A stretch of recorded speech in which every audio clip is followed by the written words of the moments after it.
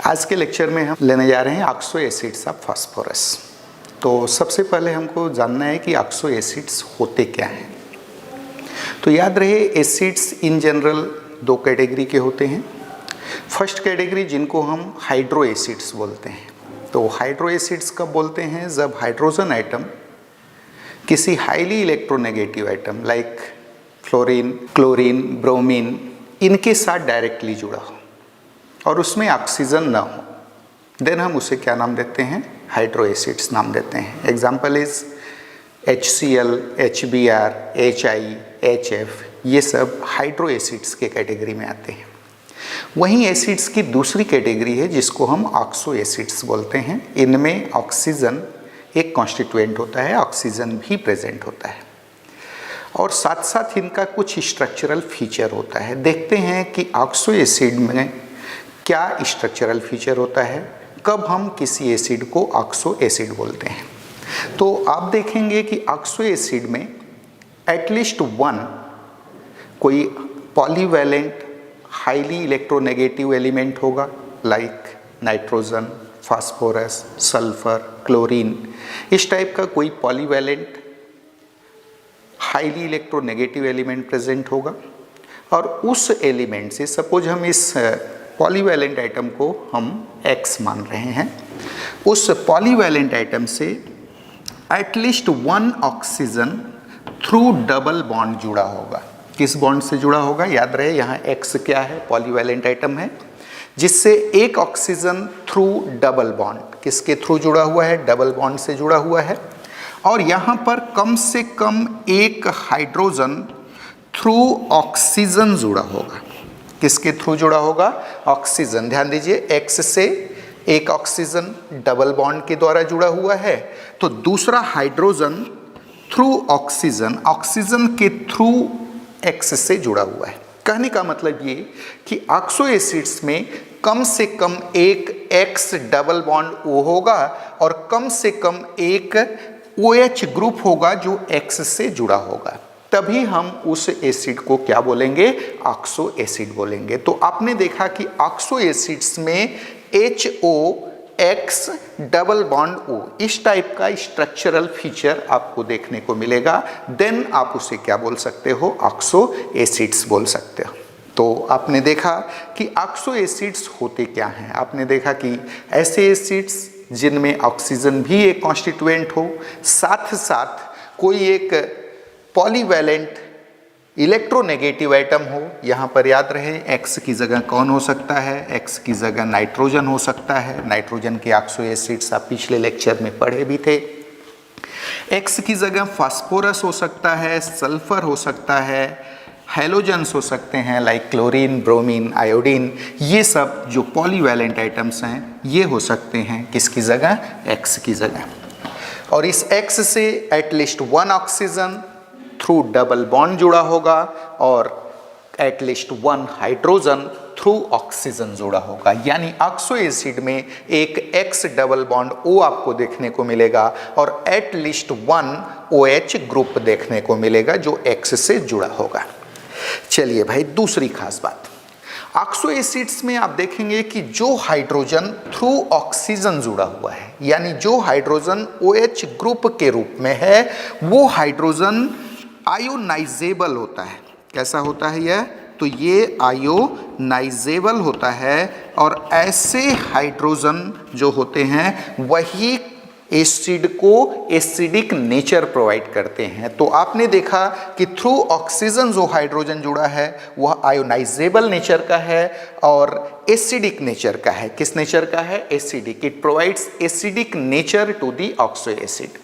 वहीं आप देखेंगे कि ऑक्सो एसिड में कई बार कुछ हाइड्रोजन डायरेक्टली जुड़े रहते हैं थ्रू पॉलीवैलेंट इलेक्ट्रोनेगेटिव आइटम। ऐसा हाइड्रोजन जो होता है वह नॉन आयोनाइजेबल होता है, नॉन आयनिक होता है। कैसा होता है यह? तो ये नॉन आयोनाइजेबल है, नॉन आयनिक है और ऐसा जो हाइड्रोजन होता है वह एसिड को रिड्यूसिंग नेचर देता है। आप देखोगे कि जिस ऑक्सो एसिड में हाइड्रोजन पॉलीवैलेंट एटम के साथ डायरेक्टली जुड़ा है वह रिड्यूसिंग नेचर का ऑक्सो एसिड होगा। तो आपको बताया गया कि ऑक्सो एसिड्स में जो हाइड्रोजन थ्रू ऑक्सीजन जुड़ा हुआ है OH ग्रुप के फॉर्म में है, वह आयोनाइजेबल नेचर का होता है at it provides acidic nature to the oxo acid. Oxo acid को क्या देता है? एसिडिक नेचर देता है। और ऐसे हाइड्रोजन एटम की संख्या ही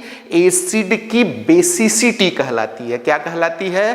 अम्ल की क्षारकता। हिंदी में क्या बोलते हैं? अम्ल की क्षारकता। That is number of replaceable hydrogen atom present in the acid. Acid में प्रेजेंट ऐसे हाइड्रोजन जो H प्लस के फॉर्म में रिप्लेस हो जाते हैं, H प्लस के फॉर्म में जो आयोनाइज हो सकते हैं, उनको हम क्या बोलते हैं? एसिड की बेसिसिटी बोलते हैं। तो जो हाइड्रोजन थ्रू ऑक्सीजन जुड़ा है, जो आयोनाइजेबल नेचर का है, एसिडिक नेचर का है, उन्हीं हाइड्रोजन की संख्या क्या कहलाती है? एसिड की बेसिसिटी कहलाती है। जबकि जो हाइड्रोजन डायरेक्ट जुड़ा हुआ है पॉलीवैलेंट एटम के साथ, वह नॉन आयोनाइजेबल नेचर का है, नॉन एसिडिक नेचर का है, और ऐसा हाइड्रोजन एसिड को रिड्यूसिंग नेचर प्रोवाइड करता है।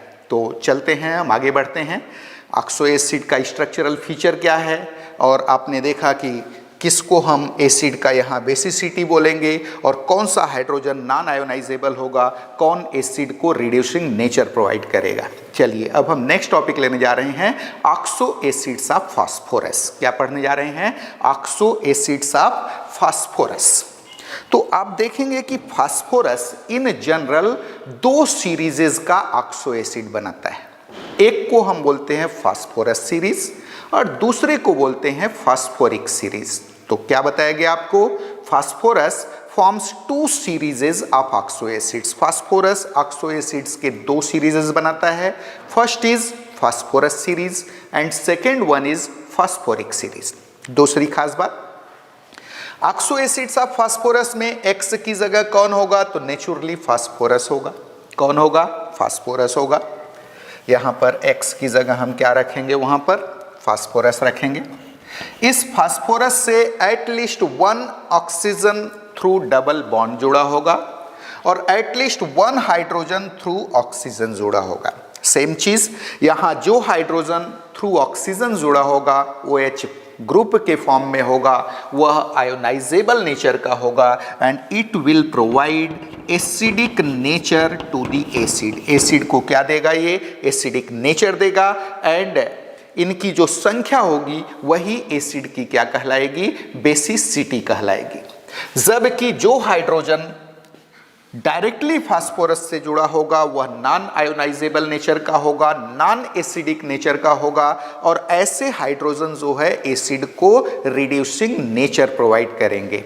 तो आपको बताया गया कि फास्फोरस दो सीरीज के ऑक्सो एसिड बनाता है। फर्स्ट सीरीज को आपने क्या कहा? Phosphorus series. पहला सीरीज क्या नाम दिया गया आपको? क्या नाम दिया आपने? That is phosphorus series. और दूसरे सीरीज को आप नाम देते हैं फास्फोरिक सीरीज। कौन सा सीरीज? तो फास्फोरिक सीरीज।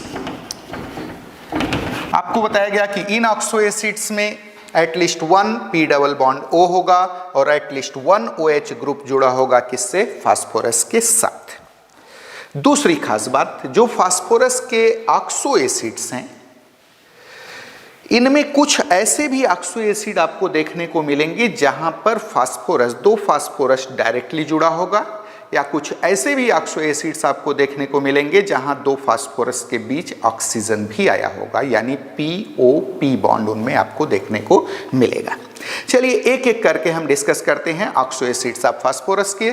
सबसे पहले फास्फोरस सीरीज की बात करते हैं। तो फास्फोरस सीरीज में सबसे पहला मेंबर आता है जिसको आप बोलते हैं आर्थोफास्फोरस एसिड। क्या बोलते हैं? आर्थोफास्फोरस एसिड, जिसका फॉर्मूला है H3PO3। क्या है फॉर्मूला आर्थोफास्फोरस एसिड का? H3PO3। It is also called phosphonic acid. किस नाम से और जानते हैं इसको? तो फास्फोनिक एसिड के नाम से भी जानते हैं। किसको? आर्थोफॉस्फोरस एसिड को। देखते हैं इसका स्ट्रक्चर कैसा होगा आर्थोफॉस्फोरस एसिड का। यहीं पर हम थोड़ा सा चेंज कर रहे हैं, आर्थोफॉस्फोरस एसिड का स्ट्रक्चर बनाने जा रहे हैं।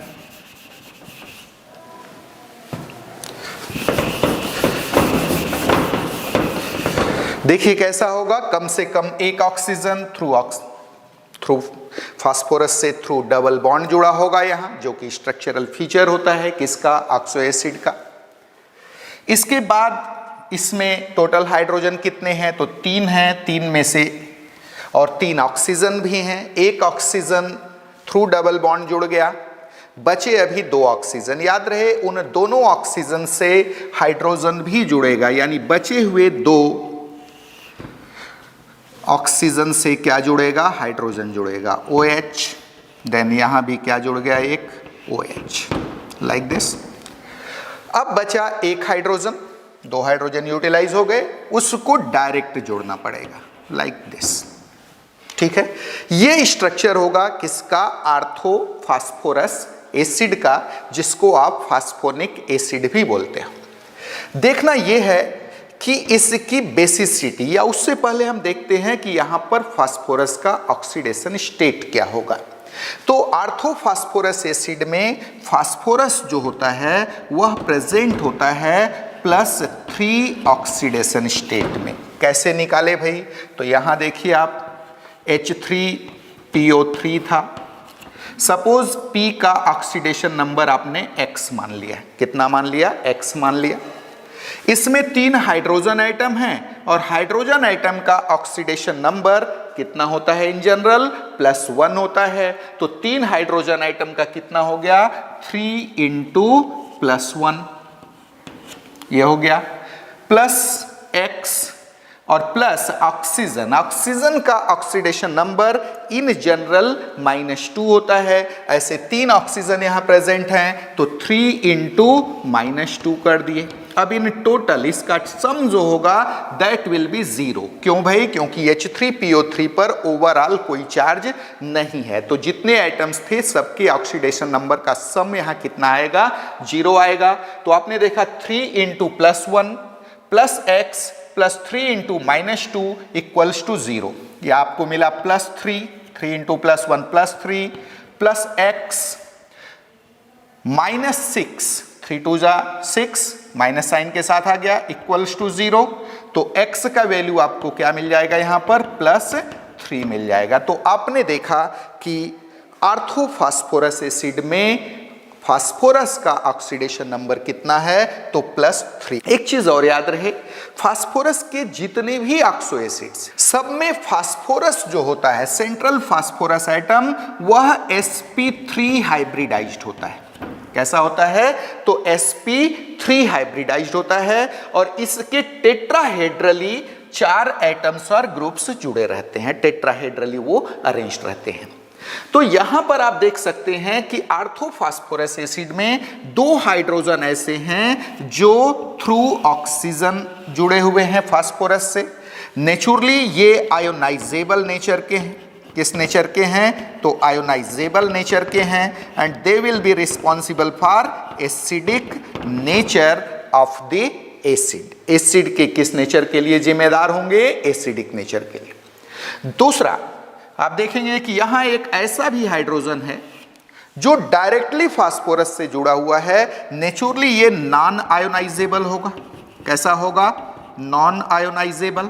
और नॉन आयोनाइजेबल होगा means it will be responsible for reducing nature of the acid. किसके लिए रिस्पॉन्सिबल होगा? ये रिड्यूसिंग नेचर के लिए रिस्पॉन्सिबल होगा। तो आपने देखा कि आर्थोफॉस्फोरस एसिड एक रिड्यूसिंग नेचर का एसिड है। कैसे पता चला? तो एक तो आपके सामने नजर आ रहा है, हाइड्रोजन डायरेक्ट यहां पर जुड़ा हुआ है फास्फोरस से, और जो हाइड्रोजन डायरेक्ट फास्फोरस से जुड़ता है वह ऑक्सो एसिड को क्या देता है? तो रिड्यूसिंग नेचर देता है। एक दूसरा चीज भी आप देख सकते हैं, यहां पर फास्फोरस +3 ऑक्सीडेशन स्टेट में, जबकि फास्फोरस का हाईएस्ट ऑक्सीडेशन स्टेट कितना होता है? तो +5 होता है। तो नेचुरली +3 ऑक्सीडेशन स्टेट कन्वर्ट हो सकता है +5 ऑक्सीडेशन स्टेट में। मींस ये ऑक्सीडाइज हो सकता है, और खुद जब ये ऑक्सीडाइज होगा तो किसी दूसरे कंपाउंड को ये रिड्यूस करेगा उस समय, तो नेचुरली ये रिड्यूसिंग नेचर शो करेगा। तो ऑर्थोफॉस्फोरस एसिड एक रिड्यूसिंग नेचर का ऑक्सो एसिड है। इसमें रिड्यूसिंग बिहेवियर आपको देखने को मिलता है, इसमें अपचायक प्रकृति आपको देखने को मिलती है। चलिए भाई थोड़ा सा इसको और एनालाइज करते हैं। चूंकि इसमें 2 हाइड्रोजन आयोनाइजेबल हैं, यह एक डाई बेसिक एसिड है। इसकी बेसिसिटी कितनी है? तो 2 है। यह एक डाई बेसिक एसिड है। कैसे पता चला? क्योंकि इसमें 2 आयोनाइजेबल हाइड्रोजन है, और नंबर ऑफ आयोनाइजेबल हाइड्रोजन ही किस नाम से जाना जाता है? बेसिसिटी ऑफ एसिड के नाम से जाना जाता है। तो ऑर्थोफॉस्फोरस एसिड में आपने देखा कि 2 आयोनाइजेबल हाइड्रोजन है, इसलिए यह एक डाई बेसिक एसिड है। याद रखना, फार्मूला देखेंगे तो इसमें 3 हाइड्रोजन हैं, लेकिन यह ट्राई बेसिक नहीं है। उन 3 हाइड्रोजन में से केवल 2 ही आयोनाइजेबल नेचर के हैं, और वो दोनों कौन हैं? जो थ्रू ऑक्सीजन जुड़े हुए हैं। और एक हाइड्रोजन जो डायरेक्ट जुड़ा रहता है फास्फोरस से, वह नॉन आयोनाइजेबल नेचर का होता है। तो आपने देखा कि ऑर्थोफॉस्फोरस एसिड एक डाई बेसिक एसिड है। डाई बेसिक एसिड है means it will ionize in 2 steps. ये 2 स्टेप में आयोनाइज होगा, और इसके 2 एसिडिटी कांस्टेंट्स बनेंगे। क्या बताया गया? It will ionize in 2 steps. देखते हैं यह आयोनाइज कैसे होगा। कौन? Orthophosphorus acid will ionize in 2 steps. देखिए कैसे। H3PO3 फर्स्ट आयोनाइजेशन हुआ इसका, सपोज वाटर में। क्या बनाएगा ये बनाएगा H प्लस और प्लस H2PO3 माइनस। क्या बनाया? H3PO3 आयोनाइज होकर एक प्रोटॉन दिया और बनाया H2PO3 माइनस। ठीक है। इस इक्विलिब्रियम के करिस्पॉन्डिंग जो एसिडिटी कांस्टेंट होगा, जिसको आप K1 कहते हो, that is first acidity constant. You can say Ka1। क्या बोल सकते हो इसको? सिंपली K1 बोल सकते हो, या एसिडिटी के लिए आप क्या बोल सकते हो? Ka1 बोल सकते हो। अब H2PO3 माइनस आगे सपोज सेकेंड स्टेप में आयोनाइज हुआ, H2PO3 माइनस सपोज ये आयोनाइज हुआ। यहां पर acidity constant second acidity constant कहलाएगा, Ka2 बोल सकते हो, या सिंपली आप उसे क्या बोल सकते हो? K2 बोल सकते हो। ये आयोनाइज होकर क्या देगा? तो ये देगा H प्लस और प्लस HPO3 डबल माइनस।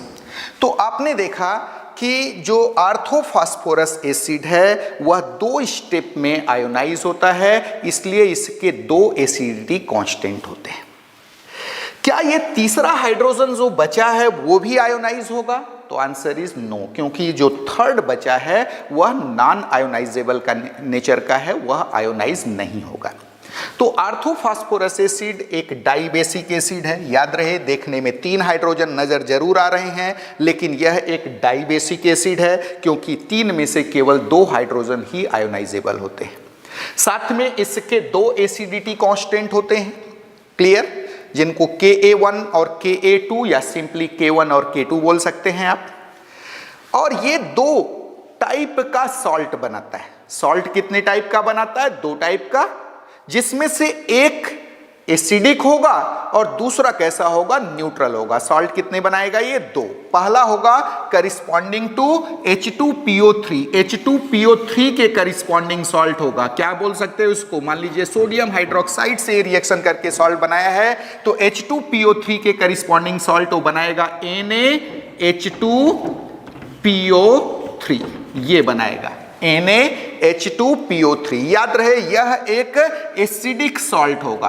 कैसा सॉल्ट होगा? एसिडिक। कैसे पता लगा एसिडिक? क्योंकि इसमें ये जो 2 हाइड्रोजन बचे हुए हैं, उनमें से एक हाइड्रोजन कैसा है? रिप्लेसेबल है, आयोनाइजेबल है, एसिडिक नेचर का है, इसलिए नेचुरली वह कैसा है? एसिडिक सॉल्ट है। दूसरा जो बनेगा वो इसके करिस्पॉन्डिंग बनेगा। मान लीजिए यही H3PO3 NaOH से ट्रीट करते और इसके करिस्पॉन्डिंग क्या सॉल्ट बनाता? वो तो बनाता Na2 HPO3। ये जो सॉल्ट है इसमें आपको हाइड्रोजन देखने को जरूर दिख रहा है, लेकिन जो हाइड्रोजन दिख रहा है वह नॉन आयोनाइजेबल नेचर का है। वो हाइड्रोजन डायरेक्ट फास्फोरस से जुड़ा है, वह नॉन आयोनाइजेबल नेचर का है, नॉन एसिडिक नेचर का है। इसलिए हाइड्रोजन आपको नजर जरूर आ रहा है, लेकिन यह एक न्यूट्रल सॉल्ट होगा। कैसा सॉल्ट होगा? Neutral salt. तो कॉम्पिटिटिव एग्जाम में यूजुअली आपसे 3-4 सॉल्ट दे देता है और आपसे पूछता है कि कौन एसिडिक नेचर का है, कौन न्यूट्रल नेचर का है। तो याद रहे, सिर्फ हाइड्रोजन देखकर आप डिसाइड नहीं कर सकते कि वह एसिडिक सॉल्ट है। हो सकता है कि जो हाइड्रोजन आपको नजर आ रहा है वह नॉन आयोनाइजेबल नेचर का हो। तो आपको डिसाइड करने के लिए उस करिस्पॉन्डिंग ऑक्सो एसिड के स्ट्रक्चर पर जाना पड़ेगा और आपको देखना पड़ेगा कि जो हाइड्रोजन उस सॉल्ट में नजर आ रहा है वह आयोनाइजेबल है भी या नहीं भी। ठीक है, इसके बेसिस पर आप डिसाइड करेंगे कि वेदर सॉल्ट इज एसिडिक और न्यूट्रल। जैसे आपने देखा कि यहां पर NaH2PO3 यह एक एसिडिक सॉल्ट था। कैसे बना? तो याद रहे, H3PO3 को आपने NaOH से ट्रीट कराया, तो इस आयन के करिस्पॉन्डिंग सॉल्ट कौन सा बना? NaH2PO3। कैसे बना? आप चाहो तो रिएक्शन देख सकते हो। ये देखिए, H3PO3 प्लस NaOH, ये रिएक्शन करके क्या बनाया? तो ये बनाता है NaH2PO3 और प्लस H2O। आपने देखा कि H3PO3 1 मोल NaOH से रिएक्शन किया, क्या बनाया? NaH2PO3 plus H2O। यहाँ पर चूंकि एक हाइड्रोजन अभी भी आयोनाइजेबल बचा हुआ है, नेचुरली यह एक एसिडिक सॉल्ट है। वहीं अगर H3PO3 को ध्यान दीजिए, H3PO3 plus 2 moles of NaOH किससे रिएक्शन किया? NaOH के 2 मोल से। अब क्या फॉर्मेशन किया? यहां पर फॉर्मेशन हुआ Na2HPO3 और प्लस 2H2O। क्या बना? 2H2। ये जो सॉल्ट बना, याद रहे ये वाला, ये सॉल्ट किस नेचर का है? न्यूट्रल नेचर का है, क्योंकि इसमें जो हाइड्रोजन है अब वह कैसा है? नॉन आयोनाइजेबल है। चलिए, जब हम IIT की बात करते हैं तो एक टाइप का क्वेश्चन और पूछा जाता है। देखिए कैसा। सपोज आपको कुछ यहां पर आयोनाइजेशन के स्टेप्स दिए जा रहे हैं, किसके? आर्थोफॉस्फोरस एसिड के, और आपसे पूछा जा रहा है कि इनमें से कौन सा इक्विलिब्रियम पॉसिबल नहीं है। ध्यान दीजिए, आपसे क्वेश्चन पूछा गया, H3PO3 के 2-3 स्टेप्स लिख दिए गए आयोनाइजेशन के, और पूछा जा रहा है कि आयोनाइजेशन का कौन सा स्टेप फिजिबल नहीं है, कौन सा स्टेप इन प्रैक्टिस नहीं होता। चलिए देखते हैं। सपोज आपको क्वेश्चन पूछा जा रहा है, ये 3 आपको आयोनाइजेशन के स्टेप्स दिए हुए हैं। सबसे पहला H3PO3 प्लस H2O, ये बनाया, that is H3O plus hydronium ion, और साथ में बनाया H2PO3 माइनस। इसके लिए एसिडिटी कांस्टेंट दे दिया गया Ka1। क्या दे दिया गया? फर्स्ट एसिडिटी कांस्टेंट Ka1 दे दिया गया। दूसरा आपको यहां पर आयोनाइजेशन का स्टेप दिया गया, that is H2PO3 minus plus H2O, ये बनाया H3O प्लस और प्लस बनाया HPO3 double minus. Clear? Acidity constant दे दिया गया Ka2, और एक तीसरा स्टेप भी आपको यहां पर दे दिया गया आयोनाइजेशन का, that is HPO3 double minus plus H2O gives, यहाँ एसिडिटी कांस्टेंट दे दिया गया आपको Ka3 गिव्स H3O प्लस और प्लस दे दिया गया PO3 ट्रिपल माइनस। सपोज ये 3 आर्थोफॉस्फोरस एसिड का आयोनाइजेशन करा दिया गया 3 स्टेप में। अब आपसे क्वेश्चन पूछ रहा है कि इनमें से कौन फिजिबल है। ऑप्शन में दिया only equation 1 is feasible. Second option दिया equation 1 and 2 both are feasible. Third option दिया all the 3 equations are feasible. और लास्ट ऑप्शन दे दिया none of these 3 equations are feasible. याद रहे आपको क्वेश्चन दिया गया है consider ionisation of orthophosphorous acid, ये 3 दे दिया गया स्टेप। और अब आपसे क्वेश्चन पूछा गया ग्रुपिंग करके। पहला ऑप्शन दिया गया here only equilibrium first is feasible, केवल ये पहला इक्विलिब्रियम संभव है। दूसरा ऑप्शन दिया गया कि equation 1 and 2 both are feasible. Third option दिया गया equation 1, 2 and 3 all these 3 steps are feasible. और लास्ट ऑप्शन दे दिया गया कि none of these 3 steps are feasible, इनमें से कोई भी स्टेप फिजिबल नहीं है। तो आंसर क्या होगा, only step 1 and 2 are feasible. Third step क्यों फिजिबल नहीं है, तो याद रहे थर्ड स्टेप में ये जो हाइड्रोजन को आपने रिमूव करा दिया है वह एक्चुअल में नॉन एसिडिक हाइड्रोजन है, नॉन रिप्लेसेबल हाइड्रोजन है। तो आईआईटी में या एम्स में इस कैटेगरी के क्वेश्चन यूजुअली पूछे जाते हैं। तो आपको मालूम होना चाहिए कि वह एसिड किस टाइप का है, मोनोबेसिक है, डाइबेसिक है, ट्राइबेसिक है। जब तक आप एनालाइज्ड स्टडी नहीं करेंगे इस टाइप के क्वेश्चंस आप नहीं बना पाएंगे। चलिए भाई, तो आपने देखा कि आर्थोफॉस्फोरस एसिड एक डाइबेसिक एसिड है। दूसरा आपने देखा कि वो 2 स्टेप में आयोनाइज होता है, उसके 2 एसिडिटी कांस्टेंट्स होते हैं। वो 2 टाइप का सॉल्ट भी बनाता है जिसमें से एक एसिडिक होता है, दूसरा कैसा होता है, न्यूट्रल होता है। मैंने बना करके दिखाया था आपको। इसके बाद आपको बताया गया कि यहां से क्वेश्चन किस कैटेगरी के आ सकते हैं। चलिए अब हम सेकेंड ऑक्सो एसिड की बात करेंगे जो किस नाम से जाना जाता है। तो आर्थोफॉस्फोरस एसिड के बाद हम सेकेंड लेने जा रहे हैं जिसको आप बोलते हो हाइपोफॉस्फोरस एसिड।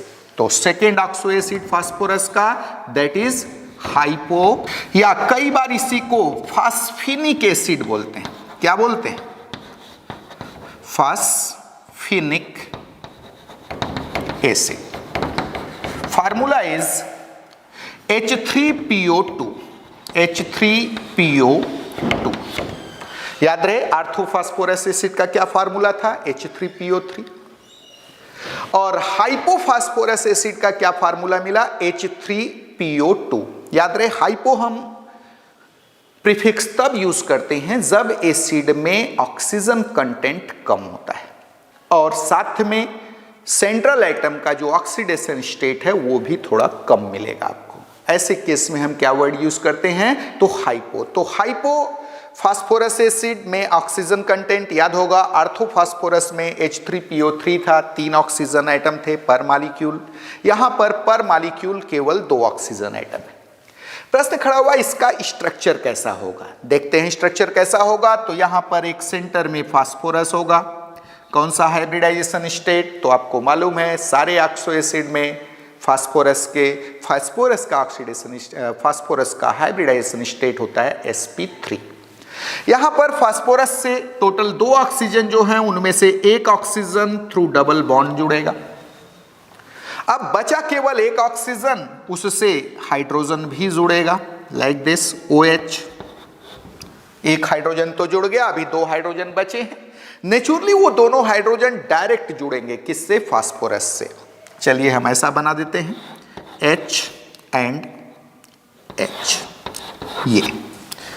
ये हो गया स्ट्रक्चर किसका, हाइपोफॉस्फोरस एसिड का, जिसको आप क्या बोलते हो, फास्फिनिक एसिड भी बोलते हो। Now what will B oxidation state of phosphorus in this case, आप देखेंगे यहां फास्फोरस का ऑक्सीडेशन स्टेट +1 मिलेगा। कितना मिलेगा, +1। आर्थोफॉस्फोरस एसिड में कितना मिला था, +3। ऑक्सीडेशन स्टेट और कम हो गया, नेचुरली रिड्यूसिंग नेचर और बढ़ जाएगा।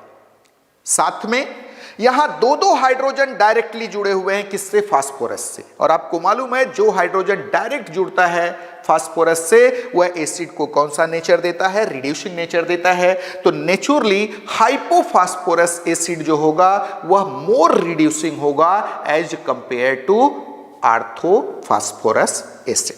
चलिए भाई, कैसा एसिड है, थोड़ा नेचर की बात करते हैं। तो नेचुरली ये एक मोनोबेसिक एसिड है क्योंकि इसका केवल एक हाइड्रोजन रिप्लेसेबल है, आयोनाइजेबल है। तो नेचुरली ये कैसा एसिड है? मोनोबेसिक एसिड है। इसकी बेसिसिटी कितनी है? तो 1 है। याद रहे, फार्मूला देखकर आप नहीं बता सकते। फार्मूले में 3 हाइड्रोजन दिख रहे हैं लेकिन यह ट्राई बेसिक एसिड नहीं है। कैसा एसिड है ये? तो मोनोबेसिक एसिड है। हमको स्ट्रक्चर से डिसाइड करना पड़ेगा। तो ये एक मोनोबेसिक एसिड है। It ionises in only 1 step, केवल एक स्टेप में आयोनाइज होगा। अभी याद होगा आर्थोफास्फोरस एसिड 2 स्टेप में आयोनाइज होता था, तीसरा यहां फिजिबल नहीं था। यहां पर जो हाइपोफास्फोरस एसिड है वो केवल एक स्टेप में आयोनाइज होगा, उसका केवल एक एसिडिटी कांस्टेंट होगा। It ionises in only 1 step and it has only 1 acidity constant. Clear है? It forms only 1 type of salt, केवल एक प्रकार का सॉल्ट बनाता है और वह न्यूट्रल होता है। आप देखेंगे कि जो हाइपोफास्फोरस एसिड है वह आयोनाइज कैसे होता है, ध्यान दीजिए। तो H3PO2 it will ionize in water to give H+, जो कि H3O+ के फॉर्म में रहेगा। H+ प्लस H2PO2-, इसी के करिस्पॉन्डेंट यह सॉल्ट बनाएगा। अगर सोडियम हाइड्रोक्साइड के साथ बना रहा है तो वह सॉल्ट कौन सा होगा? नेचुरली NaH2PO2 होगा। याद रहे, NaH2PO2 में दो हाइड्रोजन नजर आ रहे हैं लेकिन ये दोनों रिप्लेसेबल नहीं है। ये दोनों हाइड्रोजन है, दोनों रिप्लेसेबल नहीं है। नेचुरली हाइड्रोजन दिखने के बावजूद, भले ही इस सॉल्ट में हाइड्रोजन नजर आ रहा है, यह एक न्यूट्रल सॉल्ट है। क्यों भाई? क्योंकि दोनों हाइड्रोजन यहां पर रिप्लेसेबल नहीं है, आयोनाइजेबल नहीं है। तो आपने देखा कि जो हाइपोफास्फोरस एसिड है यह एक मोनोबेसिक एसिड है। भले ही इसमें 3 हाइड्रोजन नजर आ रहे हैं आपको, लेकिन यह एक मोनोबेसिक एसिड है। इसकी बेसिसिटी केवल 1 है। साथ में यह एक रिड्यूसिंग नेचर वाला एसिड है। स्ट्रॉन्ग रिड्यूसिंग बिहेवियर शो करता है क्योंकि यहाँ दो हाइड्रोजन डायरेक्ट फास्फोरस से जुड़े हुए हैं और फास्फोरस का ऑक्सीडेशन स्टेट भी सफिशिएंटली लो है, +1 है, जबकि हाईएस्ट ऑक्सीडेशन स्टेट फास्फोरस का कितना होता है? तो +5 होता है। तो नेचुरली यह स्ट्रॉन्ग रिड्यूसिंग बिहेवियर शो करेगा और आर्थोफास्फोरस एसिड से भी ज्यादा स्ट्रॉन्ग रिड्यूसिंग बिहेवियर शो करेगा। क्लियर? चलिए भाई, तो फास्फोरस सीरीज के आपने 2 एसिड्स, ऑक्सो एसिड्स आपने देख लिए। पहला आर्थोफास्फोरस एसिड और दूसरा हाइपोफास्फोरस एसिड। हाइपोफास्फोरस एसिड से भी क्वेश्चन पूछ सकता है, आपको इसका आयोनाइजेशन दे देगा। आयोनाइजेशन के 3 स्टेप्स दे दिए। सपोज यहां पर हाइपोफास्फोरस एसिड का आयोनाइजेशन कराते हैं। सपोज क्वेश्चन कैसे आ सकता है IIT स्टैंडर्ड का? क्या फार्मूला था हाइपोफास्फोरस एसिड का? That is H3PO2। H3PO2 का आयोनाइजेशन, पहला स्टेप देखिए क्या है यहां पर। H3PO2 प्लस H2O आयोनाइज होकर के दिया H2PO2- और प्लस H3O+। आगे पीछे लिख सकते हैं H3O+ को। यहां पर एसिडिटी कांस्टेंट लिख दिया गया Ka1। चलिए, सेकेंड स्टेप का आयोनाइजेशन आपको ऐसा दिया गया है। अब H2PO2- आगे आयोनाइज हो रहा है H2PO2- प्लस H2O। क्या बनाया? एसिडिटी कांस्टेंट आपने लिख दिया यहां पर Ka2, सेकेंड एसिडिटी कांस्टेंट। यहां पर बना HPO2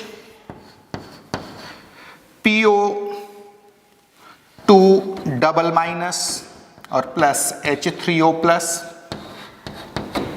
और एक तीसरे स्टेप में भी आयोनाइजेशन करा दिया गया। कैसा भाई? HPO2 डबल माइनस, इसको हमने लिया तीसरे स्टेप में, प्लस H2O, एसिडिटी कांस्टेंट इसको हमने Ka3 लिख दिया, Ka3 थर्ड एसिडिटी कांस्टेंट। क्या बनेगा? PO2 ट्रिपल माइनस और प्लस बन गया H3O प्लस। मान लीजिए आपको क्वेश्चन दिया गया कि consider ionisation of hypophosphorus acid in water.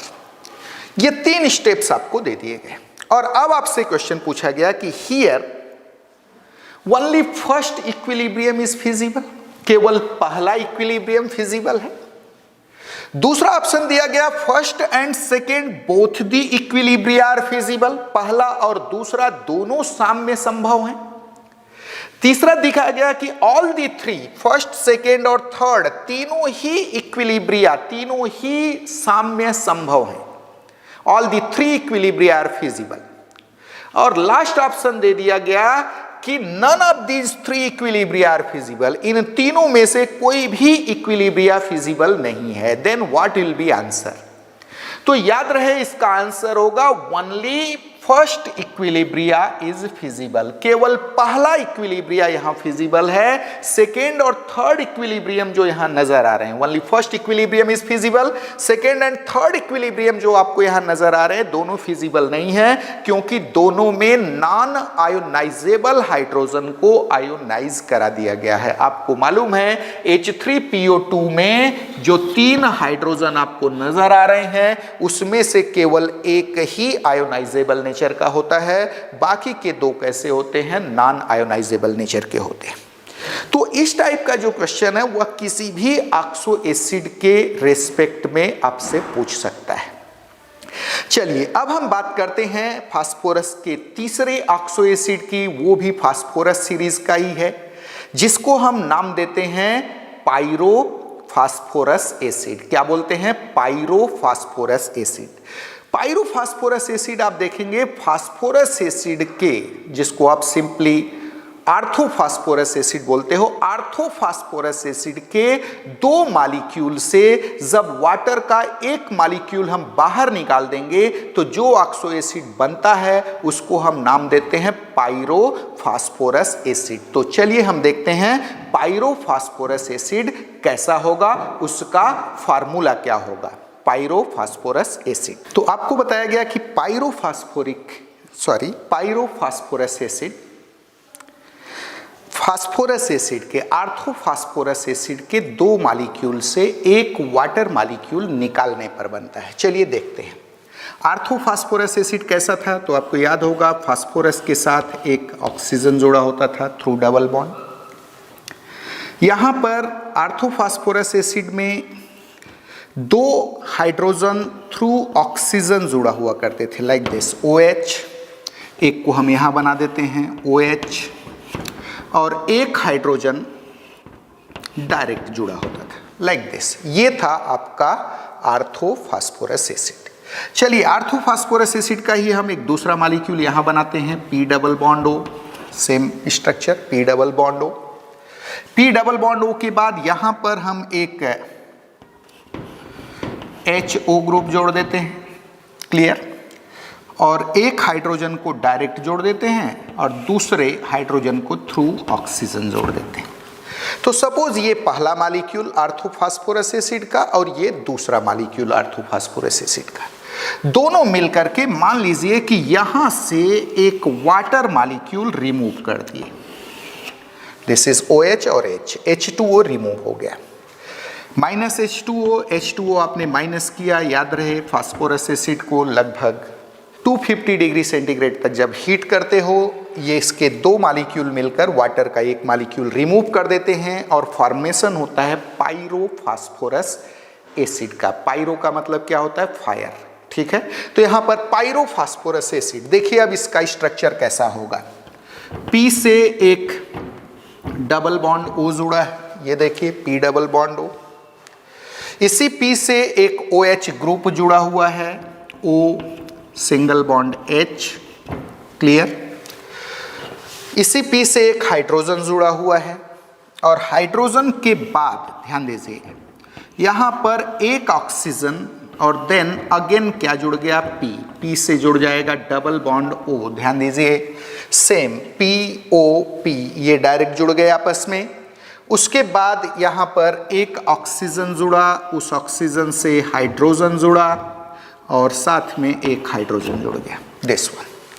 This is pyrophosphorous acid. कौन सा एसिड बन गया? Pyrophosphorous acid, that is H4P2O5 1 2 3 4 5। क्या फार्मूला मिला पायरोफॉस्फोरस एसिड का? तो H4P2O5। आप देख सकते हैं कि H4P2O5 इसमें भले ही 4 हाइड्रोजन आपको नजर आ रहे हैं, लेकिन इसके केवल 2 हाइड्रोजन ही आयोनाइजेबल हैं। केवल 2 हाइड्रोजन इसके कैसे हैं? आयोनाइजेबल हैं। इसका साफ साफ मतलब हुआ कि यह एक डाई बेसिक एसिड है। कैसा एसिड है? डाई बेसिक एसिड है। 2 स्टेप में आयोनाइज होगा, 2 टाइप का सॉल्ट बनाएगा और उन दोनों सॉल्ट में से एक कैसा होगा? तो एक होगा एसिडिक सॉल्ट और एक होगा न्यूट्रल सॉल्ट। तो आपने क्या देखा कि पायरोफॉस्फोरस एसिड फार्मूला इज H4P2O5। बनता कैसे है? तो यह आर्थोफॉस्फोरस एसिड के 2 मॉलिक्यूल से वाटर का 1 मॉलिक्यूल रिमूव करने पर बनता है। बहुत ही खास बात, कॉम्पिटिटिव एग्जाम में बहुत पूछा जाता है। क्वेश्चन आता है कि किस एसिड में POP बॉन्ड है? कौन सा बॉन्ड? POP। तो फर्स्ट एग्जांपल आपके सामने आ गया है जिसमें POP बॉन्ड आपको देखने को मिलेगा, वह है hypophosphorous acid. Formula is H4P2O5। Phosphorus के यहाँ ऑक्सीडेशन नंबर अगर आप निकालेंगे तो वह जो आर्थोफॉस्फोरस एसिड में फास्फोरस का ऑक्सीडेशन नंबर था, वही पायरोफॉस्फोरस एसिड में भी फास्फोरस का ऑक्सीडेशन नंबर मिलेगा, दैट इज +3 मिलेगा। क्लियर है? तो आपने देखा कि पायरोफॉस्फोरस एसिड में 4 हाइड्रोजन नजर आ रहे हैं, लेकिन यह एक कैसा एसिड है? तो यह एक डाई बेसिक एसिड है। 2 टाइप का सॉल्ट बनाएगा। कौन कौन सा टाइप? एक बनेगा NaH3P2O5, NaH3P2O5।